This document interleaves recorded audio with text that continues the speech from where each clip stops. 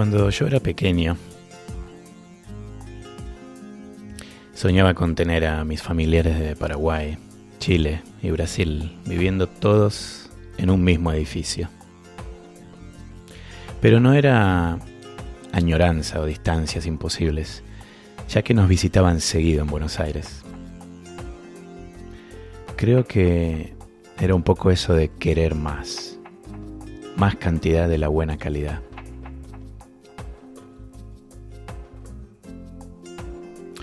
Latinoamérica siempre comparte algo, ya sea lazos familiares, lenguajes, pasiones. Las corrupciones de turno, los desaciertos políticos, goles que son amores, recetas con sus diferencias locales. También se comparten autorías. Si no, pregúntenle a los que aún discuten el origen del tango y el dulce de leche.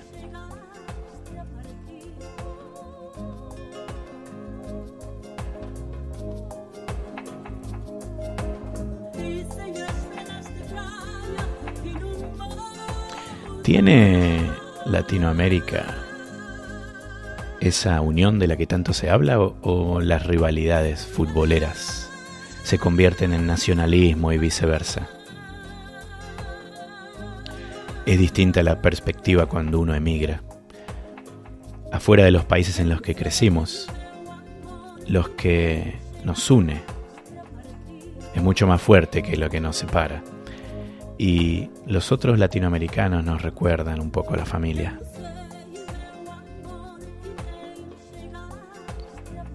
Y ahí es cuando nos ponemos a hablar de costumbres y melancolía, o nos divertimos con ciertos modismos y estereotipos.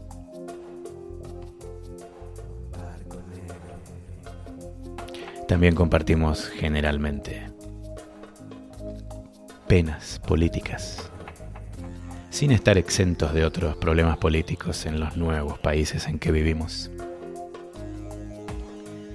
Es que el mundo parece estar un poco revolucionado y anda de aquí para allá en un barco negro.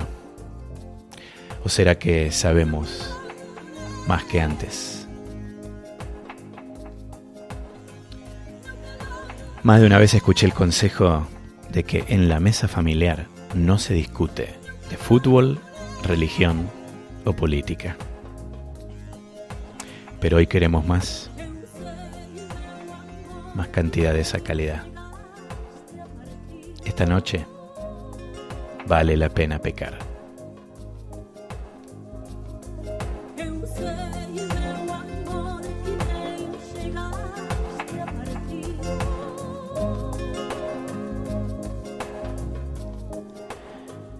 Nocturno en Whisky, episodio 14. Y mientras nos vamos en el barco negro de Karina Beorlegui y los primos Gavino, versión dub de G. Pilati, voy a presentar a alguien muy especial. Mami, si estás escuchando, sentate. Sé que te gusta escucharme caminando. Estoy nada menos que con el doctor Benjamín Arditi.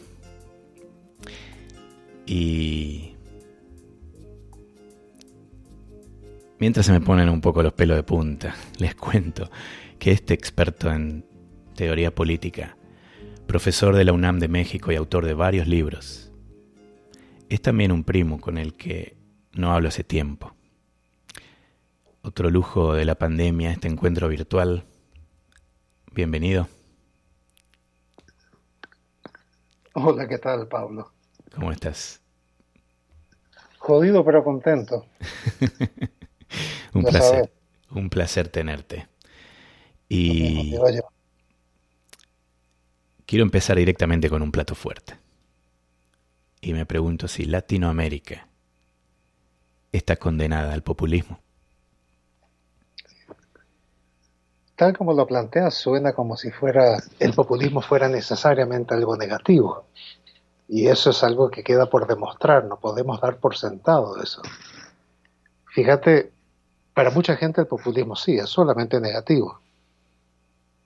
Si pensás en la época de la democracia, en la época ateniense, democracia o demócrata era una palabra de insulto, porque significaba alguien que no tiene propiedades, no tiene educación, no tiene conexiones.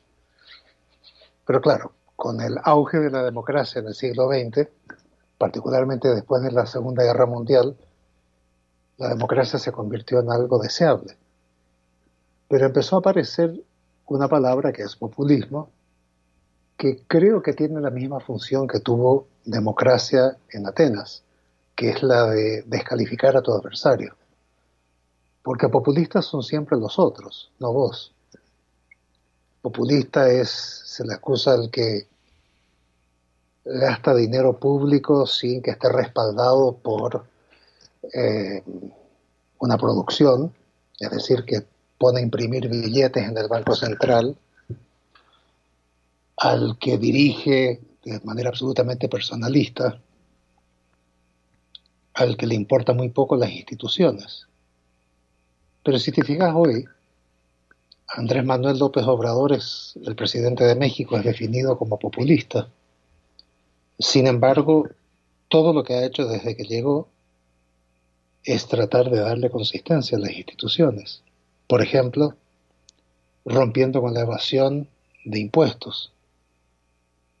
Por ejemplo, reduciendo los sueldos de la alta burocracia, incluyendo el suyo. Cortando las cosas que son clásicas de la clase política de América Latina, de gente que quiere vivir como reyes en países pobres, que es autos pagados por el dinero de los contribuyentes, celulares, choferes, gasolina y una serie de otras prestaciones. Todo eso lo eliminó. Entonces, Andrés Manuel, ¿corresponde al estereotipo del populista en el sentido de que gasta más de lo que puede generar el Estado? ¿Corresponde a aquel que ignora la institucionalidad existente? Por lo que hemos visto en los 18 meses que lleva gobernando, hay errores, especialmente la tontería de decir, no, abracémonos, que esto del COVID es algo más o menos light, es como una gripe, entonces no hay necesidad de usar cubrebocas. Pero dejando esas cosas de lado, todo lo que ha hecho indica que está tratando de rescatar un Estado que se estaba convirtiendo en Estado fallido, sea por los narcos, por la corrupción o por la falta de credibilidad en las instituciones. Entonces tu pregunta, ¿está condenada Latinoamérica al populismo? Ya está presuponiendo que el populismo es algo negativo, que tal vez pueda ser por la experiencia creciendo en Argentina y teniendo el recuerdo del peronismo desde 1947 hasta, ¿cuándo fue? 52, 53, 54. No, 55 cayó Perón. Entonces puede que haya una marca ahí, pero hay que pensar que, dada la oferta política que tenemos en América Latina, que a veces da para llorar, dada la desigualdad extraordinaria que tienen nuestros países,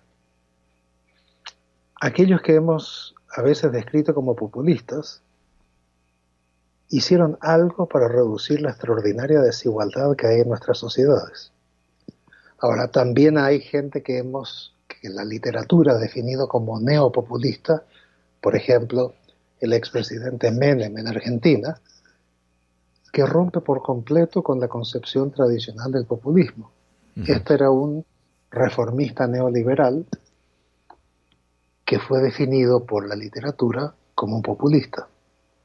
En fin, la pregunta, mi respuesta es, la condena presupone que populismo solamente puede ser malo. Yo no estoy convencido de que eso sea así. Tampoco estoy convencido de que sea tan válido seguir hablando de populismo, pero eso es otra cosa que podemos ver un poquitito después.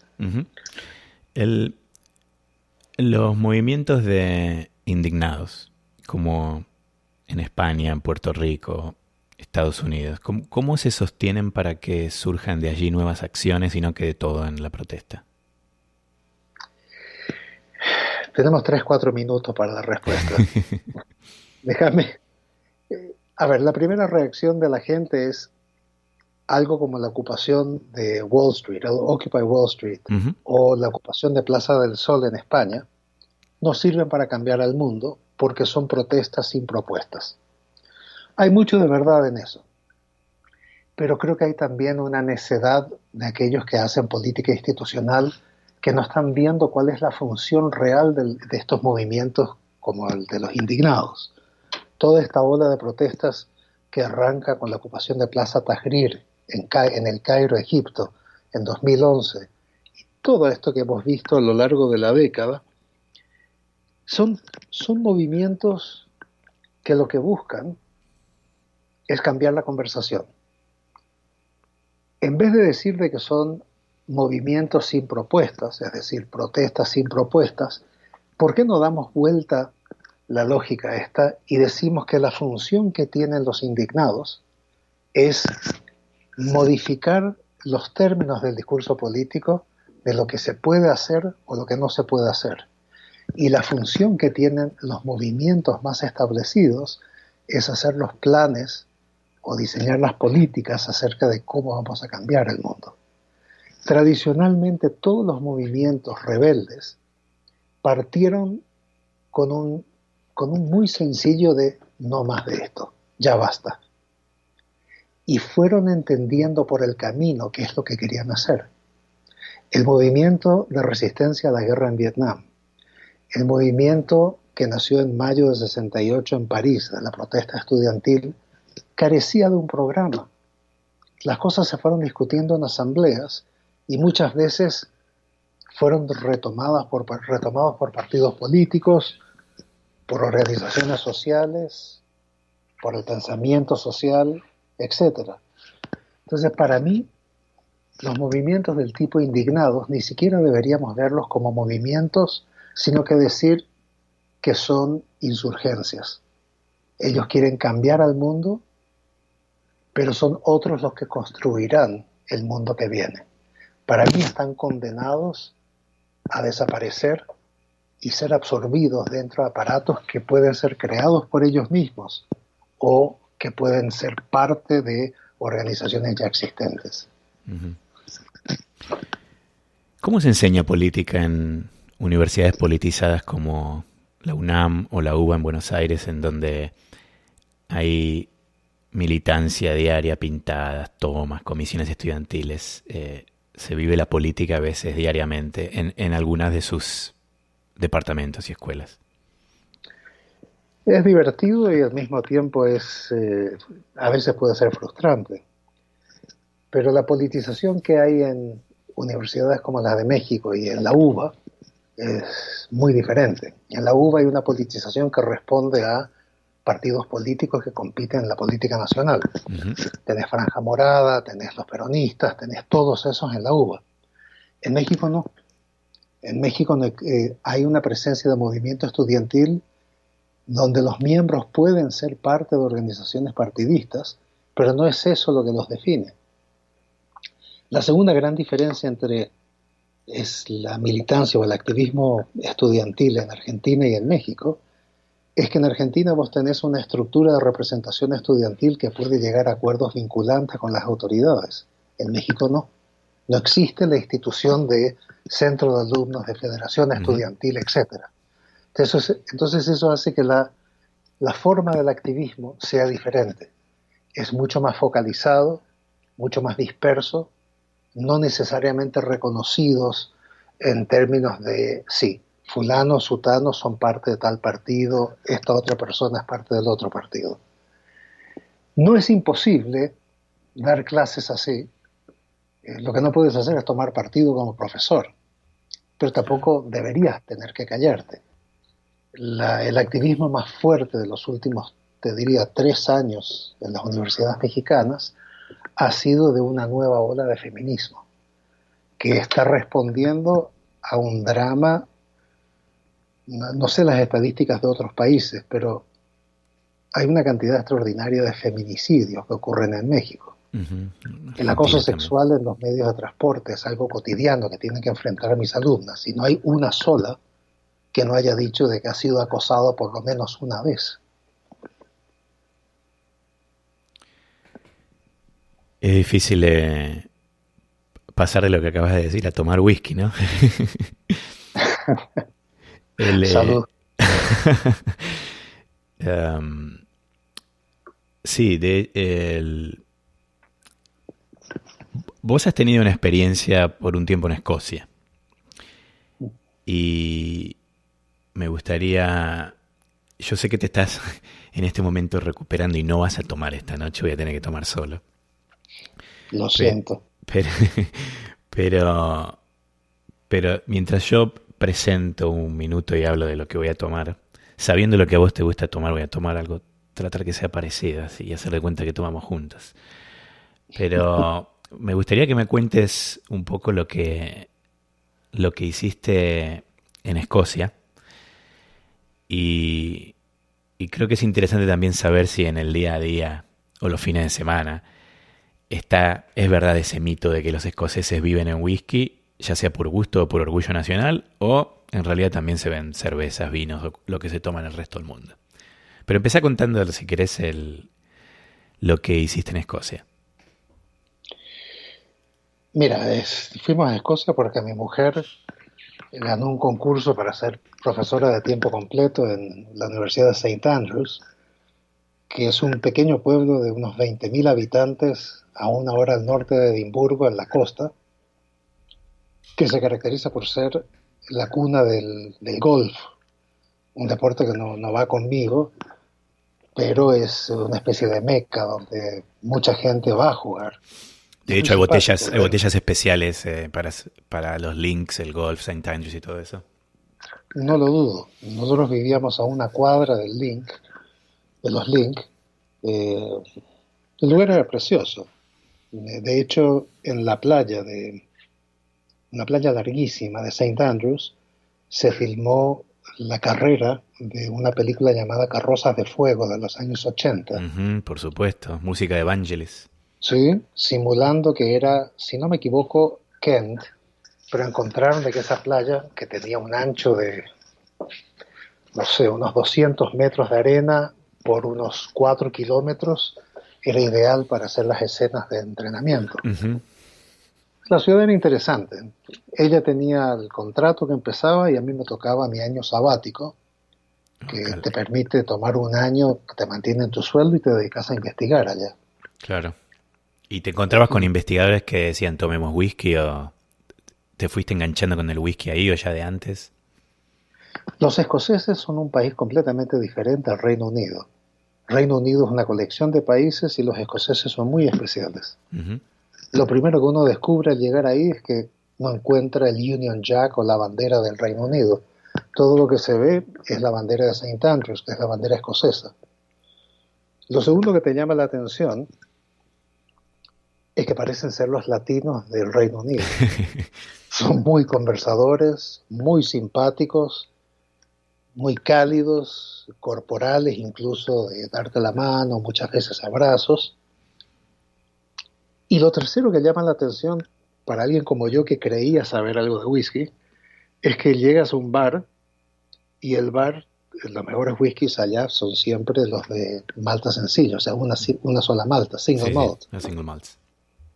Pero la sorpresa es que encontraba una pequeña jarrita con agua natural. Y pregunté, ¿para qué es eso? Eso es demasiado pequeño para calmar la sed. ¿Para qué sirve? Me dijeron que es para el whisky.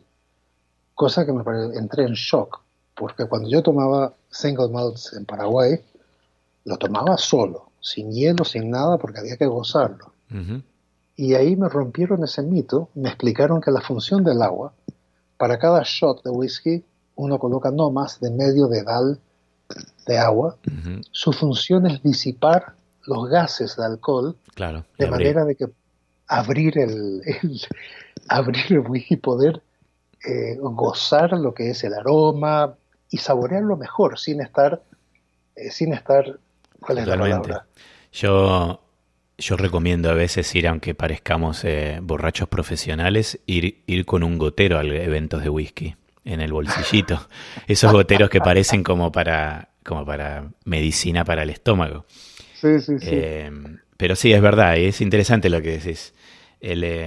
Mientras tanto, yo cuento que estoy tomando un Glenmorangie que tiene una edición limitada, que yo ya hablé de este, incluso hicimos un programa de YouTube en vivo con David Blackmore. Se llama The Cadwell Estate 15 años y es muy delicado, muy, muy peligrosamente fácil de tomar, tiene notas tropicales, parece perfume de sándalo, es muy, muy frutal y suave. Delicioso. Yo no conozco ese en particular porque es una edición limitada, pero el Glenmorangie de 15 años sí, y me parece uno de los más ricos. Yo tengo la debilidad por los whiskies que son del Highland en vez de los Ileys, Claro, porque prefiero los que no sean tan ahumados. Porque te estás haciendo viejo. Eso es una de las posibilidades, y eso es un hecho también. Vamos a entrar a otra pregunta, y es: has escrito un libro sobre los bordes del liberalismo. Y quiero saber si te parece que hemos alcanzado un punto en el que la democracia y el liberalismo ya no están más de la mano. ¿Y a dónde puede llegar esto? Quiero reformular tu pregunta y decir Seguro. más bien de que usted es el profesor. Liberalismo nunca tuvo absolutamente nada que ver con la democracia. Históricamente tuvimos estados liberales que no eran democráticos. Por estados liberales lo que quiero decir es que la economía está basada en el mercado, la competencia de mercado, que hay libertades públicas, la libertad de pensar, de escribir, de reunirse, etcétera, que no deberían, nadie tiene derecho a censurar tu correspondencia, de que podés profesar la fe que a vos se te antoje, que todos somos iguales ante la ley, que el Estado y la Iglesia deberían estar separados, aunque la cuna del liberalismo siempre tuvo esa unión, porque en Inglaterra el rey o la reina son al mismo tiempo el jefe o la jefa de la Iglesia anglicana. Pero en principio ellos aceptan la separación de Iglesia y Estado. Y por último la idea de república, es decir, tres poderes que funcionan como contrapesos el uno del otro. Eso es liberalismo. Si te fijas, en ningún momento en toda esta definición de libertades, igualdad ante la ley, los tres poderes, etc., mencioné el votar o el representar. Los estados liberales siempre tuvieron representación. Pero ¿cuánta gente votaba? En Inglaterra hasta 1867 votaba menos del 5% de la población adulta, masculina, porque el voto estaba asociado con la propiedad, con el supuesto de que el mero hecho de que tuvieras propiedad indicaba que tenías un interés en la comunidad y que no te irías de inmediato si las cosas te iban mal, porque es más difícil vender una casa de inmediato. El liberalismo en los lugares donde se democratizó no lo hizo porque se le antojó democratizarse, lo hizo porque dos actores pelearon por esa democracia. Un actor fue la clase obrera, que se movilizó para exigir el sufragio, y el otro actor fueron las mujeres, que hicieron lo mismo, y se rieron de ellas. ¿Qué es lo que están haciendo? Deberían estar criando a los hijos, cuidando de la casa o preparando la comida, pero en vez de eso salen a la calle a pedir derechos políticos. ¿Para qué? Si sus maridos ya están representándolas. Entonces, si pensás en esto, el Estado liberal ya había existido por más de un siglo, en Inglaterra, en Estados Unidos, etc., sin que hubiera sufragio universal. Ese sufragio universal empezó en 1867 con una reforma electoral en Inglaterra y fue avanzando lentamente. Las mujeres en Francia, por ejemplo, no votaron, la cuna de la Revolución Francesa, no votaron hasta el siglo XX. Las mujeres en México votaron recién en 1953. En Argentina recién con el peronismo. Entonces, decir que se puede haber agotado la relación entre democracia y liberalismo, lo que primero tenemos que ver es que el liberalismo nunca fue democrático de por sí. pero el liberalismo se democratizó. Y hoy en día, cuando tienes cosas como, por ejemplo, el gobierno de Víctor Orbán en Hungría, que es un protofascismo que poco a poco ha ido eliminando la libertad de prensa a través de la compra de los medios de comunicación por parte de empresarios asociados con el gobierno, el decreto que fue aprobado durante la pandemia que le permite a Orbán gobernar por decreto sin establecer cuándo termina el gobierno por decreto, todo eso te hace dar cuenta que si bien es cierto que el liberalismo no nació democrático, hoy en día es difícil pensar una democracia que no tenga componentes liberales. Por ejemplo, que puedas pensar lo que quieras, que no censuren tu correspondencia, que estés protegido ante el abuso estatal, que la opinión pública sirva como freno a la acción de las autoridades, etc. Pero habiendo dicho eso, de que no es posible pensar una democracia sin componentes liberales, también es cierto que podemos empezar a pensar una democracia que sea postliberal. No hay ningún tipo de impedimento para eso. Y una democracia postliberal rompería con algunas cosas básicas del liberalismo. Te doy un ejemplo. El liberalismo considera de que la participación política tiene que ser voluntaria. Comprar votos, obviamente, es una corrupción del proceso electoral. Pero, ¿cómo te sonaría a vos pagar por ir a votar? No confundamos eso con la compra de votos. Compra de votos consiste en yo te doy algo a vos, dinero, una despensa, un televisor, a cambio que vayas a votar por X candidatos. Mientras que pagar por ir a votar es una manera de enfrentar lo que es las desigualdades extraordinarias que hay en continentes como el de América Latina, que un trabajador que gana el sueldo mínimo, con una familia de 3, 4 personas, para ir a votar tienen que ir a meterse en una fila casi siempre cerca de la casa, pero comprarán un refresco, un sándwich, algo que les cuesta. Y hay una propuesta de un profesor ya jubilado, Philipp Schmitter, que él decía, ¿por qué no se le paga el equivalente de un día de salario a todos aquellos que vayan a votar? Claro. Reconociendo de que debería ser voluntaria la aceptación de este dinero. Su idea es de que esto, por un lado, resuelve el problema de la desigualdad. Es más barato para alguien de clase media ir a comprarse una bebida o un sándwich mientras se está haciendo la fila para votar que para un trabajador. Al mismo tiempo que resuelve la desigualdad o ayuda a resolver la desigualdad, por lo menos del acto de votar, tal vez tenga un impacto en incrementar la participación electoral. Si no hay un costo material por ir a votar, tal vez la gente sí pensaría en votar más. Ahora, eso, estrictamente hablando, es un componente postliberal de una democracia, porque rompe con la idea de que la participación es estrictamente voluntaria. Acá estás recibiendo algo de dinero. Un segundo ejemplo de por dónde puede ir esta democracia es las reformas que se han hecho en la Unión Europea para el Parlamento Europeo. Fíjate que la representación política que nosotros conocemos es por circunscripción dentro de un país. Vos sos un diputado por La Plata o un senador por Sonora. Pero, ¿qué pasa cuando sos un eurodiputado? ¿Estás representando a quién? ¿Estás representando a tu país? ¿Estás representando una circunscripción territorial dentro de tu país? ¿O estás representando un espacio que se llama espacio europeo? Claro. ¿Sabes cómo se sientan los eurodiputados? ¿Cómo se distribuyen las bancadas? No es por país, sino por filiación política. Tienes la bancada de socialdemócrata, la bancada conservadora, la bancada social cristiana, la bancada de la derecha populista, etc. Eso empieza a modificar este segundo componente del pensamiento liberal, que de que la representación es siempre sobre la base de un territorio dentro de las fronteras de la nación.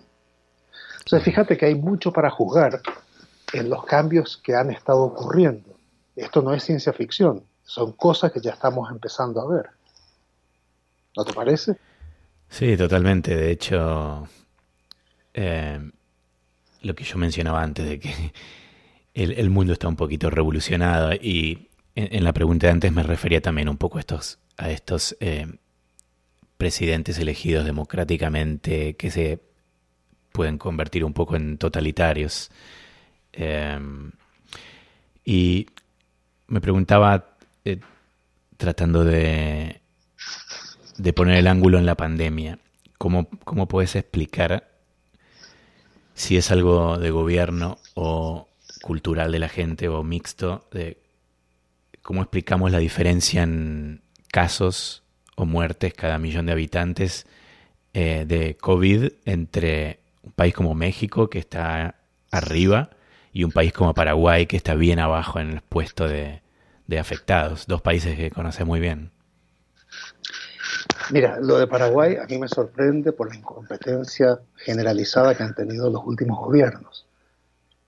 Da la casualidad de que la persona que está a cargo de epidemiología era un tipo que se puso las pilas y dijo desde el comienzo: señor presidente, tenemos que cerrar el país. Y mantuvieron un lockdown, es decir, un encierro, un enclaustramiento de la gente en la casa, bastante riguroso. De hecho, si no me equivoco, es el país que tiene menos contagios y menos muertes por COVID en toda América Latina. Entonces es un caso de éxito. Ahora, hay un costo con eso. Y uno de los costos es que Paraguay es un país que está rodeado de dos países muy grandes. Bueno, son tres países, pero dos países grandes. Tiene a Bolivia por un lado, pero después está Brasil y Argentina. Y los principales socios comerciales de Paraguay son Brasil y Argentina. Toda la zona fronteriza de Paraguay y parte de la zona fronteriza de Brasil, por lo menos, depende muchísimo de esos intercambios comerciales. Entonces no es fácil poder sostener este encierro y no sé cuánto puedan continuar. Una vez de que la presión sea demasiado grande, me preocupo por qué es lo que va a ocurrir en términos de los contagios. México es diferente. México es diferente porque hay que considerar ciertas cosas que hacen a México especial. Primero, que es el país que tiene el consumo, si no me equivoco, es el número 1, 2 o 3 de mayor consumo de bebidas gaseosas per cápita en el planeta. Una Coca-Cola, según estuve viendo por ahí, tiene algo así como 10 o 12 cucharaditas de azúcar por botella de 300 mililitros, 330 mililitros. ¿Eso qué consecuencias tiene? Que ha generado una obesidad generalizada entre niños y padres. México es uno de los 5 países con mayor obesidad en el planeta. ¿Qué otra consecuencia tiene esto? La cantidad de gente que padece de diabetes. Claro. Y por la diabetes, problemas cardíacos. Se considera como comorbilidades para el COVID, la diabetes, el sobrepeso y las enfermedades del corazón. Y las estadísticas indican que gran parte de los que han muerto han tenido una y por lo generalmente 2 de estas comorbilidades, lo cual hace que la población mexicana esté particularmente expuesta a los daños que genera el coronavirus. Y luego está algo que es una dimensión sociológica. Cerca del 55% de los trabajadores de México están en el sector informal. Y por sector informal no me refiero al que tenga un puesto de panchos en la esquina solamente. Pensá nada más. El caso de una amiga mía, tiene una peluquería con 3 empleados y lo tiene en una zona de gente de mucho dinero. Sus empleadas ganan un sueldo, pero la diferencia lo agarran con las propinas. Ella me dijo, cuando empezó lo de la pandemia, me dijo: yo puedo aguantar 7 semanas, 8 semanas. Soy madre soltera, tengo 3 hijos y soy la dueña del circo. Pero ¿cuánto van a aguantar mis empleados? Lógico. 3 semanas, 2 semanas. Entonces eso también es parte del sector informal. Son los propietarios de pequeños negocios que necesitan ir a trabajar porque ellos no tienen garantizado el ingreso, como por ejemplo lo tengo yo como profesor universitario. Hoy en día eso es un lujo, tener garantizado que mes por mes te van a seguir pagando. Si sos un pequeño empresario, si sos un pequeño comerciante, si trabajas en la calle, ¿cómo sobrevivís? Lógico. Entonces, entendemos que la gente tiene que salir a trabajar, pero salir a trabajar no es simplemente salir a vender, significa meterte en el metro, donde la sana distancia desaparece, tenés a la gente a 15 centímetros de vos, meterte en el ómnibus, donde lo tenés a 30 centímetros de vos, y eso genera los contagios, evidentemente. Y luego sumarle al último toque, que es la ambivalencia de nuestros gobernantes, incluyendo el mexicano, y no sé si decirle aspectos culturales, de gente que se niega a usar el cubrebocas. Algo tan sencillo que podría reducir los contagios, no solamente para que no te contagies vos por usarlo, sino que tener la solidaridad de no querer contagiar a otros por si acaso sos portador. Totalmente. Un tema Entonces, muy egoísta, por el otro lado. pienso que sí. Entonces tenés, la pregunta que vos me hacías es, ¿por qué la diferencia del impacto del COVID en México y en Paraguay? En Paraguay porque se intervino rápido y decisivamente. En México porque tenés el problema de la informalidad y el modelo epidemiológico que siguió el gobierno mexicano incorporaba esa informalidad. Fíjate que una de las declaraciones que hacía el subsecretario, el subministro de Salud, él decía, los países, la mayor parte de los países que quisieron intervenir drásticamente apuntaban a una desmovilización del 80% de la población, que dice que es brutal. No siempre lo lograban, por supuesto. Dice, nosotros reconociendo la tasa de informalidad que hay en el país, apuntábamos con suerte a un 60% y logramos algo así como el 55%, por lo menos en las grandes urbes, que es donde se focaliza el problema del contagio. Entonces, el resultado en México es que me da la impresión, sin entender mucho de epidemiología, que el hecho que hayan contemplado estos factores económicos y sociológicos de las poblaciones urbanas de México y al mismo tiempo se hayan dado cuenta de que hay estos factores de riesgo como la diabetes, el sobrepeso y los problemas vasculares, hace que México estuviera más proclive a los contagios y a la cantidad de muertes. Se nos está acabando el programa, lamentablemente. Vamos a necesitar 2 programas con vos. ¿Sentís que perteneces a un país? ¿Te identificas políticamente con uno, lazos sanguíneos con sentimiento con otro? Has pasado por varios. Sabes que soy paraguayo, pero viví en Estados Unidos, en Chile, tiempo en Brasil, Escocia, Estados Unidos, Canadá, Alemania, Inglaterra. Es otra experiencia. Cuando volvíamos de mi año sabático, hace un mes de Alemania, mis 3 hijos nacieron en México. Y cuando caminábamos hacia la parte donde tenés que mostrar el pasaporte, mi hijo del medio, Joel, dice, papá, la bandera mexicana. Y dije que sí, prepárate que la vas a ver muy seguido. Sí, pero es que durante un año no la vi. Y a mí me llamó la atención porque habiendo crecido y vivido en muchos países, los símbolos de identificación nacional no son lo que más me llama la atención. Yo puedo identificarme más, por ejemplo, con la chipa en Paraguay, o con comerme, no sé, un alfajor en Buenos Aires, o un pancho en la calle en Buenos Aires. Ese sería el tipo de cosas que yo asocio culturalmente con los países. Pero en términos de compromiso, llevo 20 años en México, y habiendo adoptado una segunda nacionalidad, es un compromiso con la sociedad en la cual me tocó vivir. Y si hay el activismo político y el activismo cultural, es acá. Me voy a tentar con una pregunta más. ¿Tiene chances Trump de ser reelegido? Siempre tiene chances. Y todo indica de que no va a ser elegido, y yo ruego que no sea reelecto este señor que ha sido tan dañino. Pero siempre existe la posibilidad.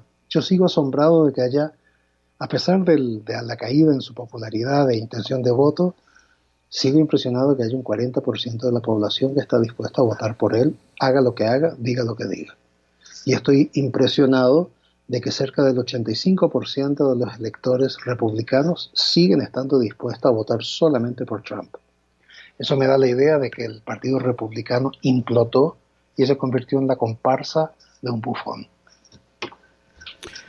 ¿Las elecciones en tiempo de pandemia cambian? ¿Cómo se moviliza sin actos políticos? Más allá que sabemos que Trump hizo una movilización irresponsable igualmente en pandemia. Estamos aprendiendo esto sobre la marcha. Fíjate que antes de la pandemia yo nunca había escuchado hablar de Zoom. Yo, claro, hacía conversaciones, videollamadas por WhatsApp hasta que apareció el Zoom y podíamos tener discusiones con 25 o 30 personas a la vez. Creo que algo está cambiando y tenemos que aprender. Estamos todavía en la curva de aprendizaje y sorprendentemente para la vida cotidiana ha sido muy rápido. Nos adaptamos con problemas a clases remotas para nuestros hijos, clases remotas que tenemos que dar nosotros mismos. Y hay que ver qué pasa. Me sorprendió de que Biden anunció que van a tener una convención puramente virtual y él ni siquiera va a estar ahí para aceptar la nominación de su partido. Eso es algo inusitado. Pero nacimos sin saber gran cosa y lo poco que conocemos lo fuimos aprendiendo por el camino. Benjamín Arditi, qué placer tenerte en el programa. Se ha acabado el tiempo. Tengo a Cintia diciendo, estamos todavía con la boca abierta. No sabían, ni mi mamá ni mi hermana sabían que ibas a estar en el programa. Y realmente ha sido un lujo. Te agradezco de corazón. Y será hasta la próxima pronto. Agradeceme invitándome a un whisky algún día que nos veamos en Boston. Te dije que te voy a traer, lo voy a lograr. Solo hay que esperar que haya más vuelos. Te mando un abrazo, Pablo. Un placer hablar contigo. Un abrazo gigante. Chao.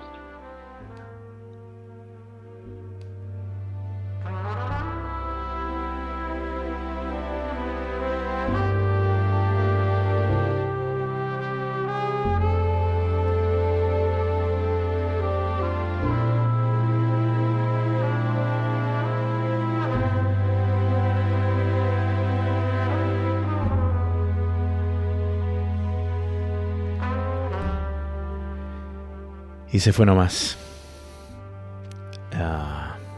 Primo del alma.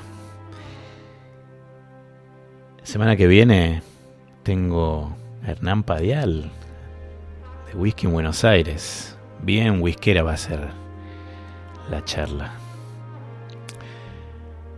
Como no podía ser de otra manera, esta vez les mando un saludo muy especial a mi familia en Paraguay, Chile, Uruguay, Brasil. Me quedó corto, Los Ángeles. Y me olvido algún otro. Y saludo también a la gente de UNAM en Boston. Quédense en casa.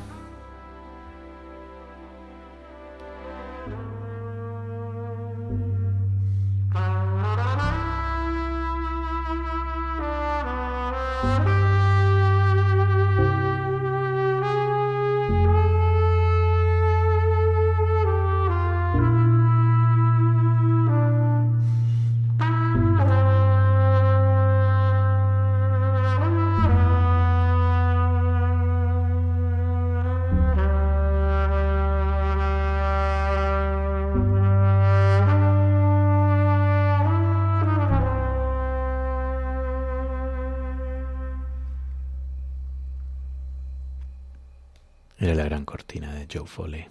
Gracias por escuchar Nocturno Whisky.